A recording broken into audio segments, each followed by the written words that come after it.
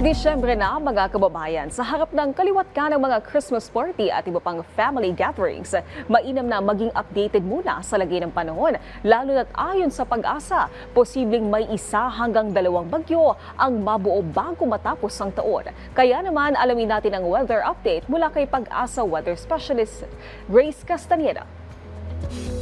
Magandang hapon na Naomi, naritong update ukol sa maging lagay ng ating panahon sa kasalukuyan or ngayong araw makakaranas ng mga kalagsal na pag-ulan, pagkidlat at pagkulog ang bahagi ng Eastern Visayas, Caraga at Davao Region. Dulot ito ng Intertropical Convergence Zone or ITCZ. Samantala ang amihan nakaka-apekto pa rin, ngunit sa extreme northern Luzon lamang may dala itong may hinang pag-ulan or pag-ambon sa area ng Batanes. At dito naman sa Metro Manila, maging sa nalalabing bahagi ng ating bansa, magiging bahagyang maulap hanggang sa maulap yung ating kalangitan, posible pa rin yung mga biglaang pag-ulan, pagkilat at pagkulog. Kaya kapag tayo ay lalabas, huwag pa rin po natin kalilimutan yung mga pananggalang natin dito sa mga pag-ulan na ito.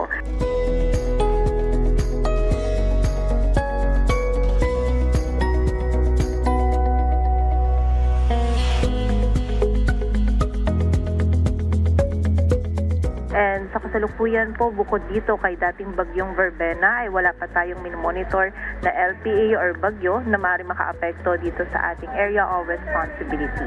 Base po dito sa ating TC threat potential na ipinalabas, posible pong this second half netong week po na to, posibleng may circulation na mabuo dito sa may silangan po ng ating bansa. But for now, wala pa po tayong nakikita na kahit anong LPA or bagyo.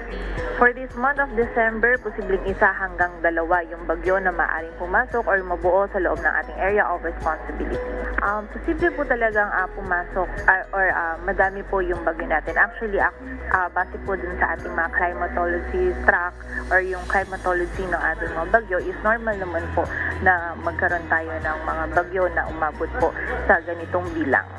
Sa ngayon po, continuous monitoring pa rin yung ating HND, yung hydromet division natin ukol po sa ating dam monitoring ng mga minomonitor po natin ng mga river basin or yung mga dam na level update po natin. At yan po muna ang latest dito sa Weather Forecasting Center ng Pag-asa. Grace Castaneda, magandang hapon po.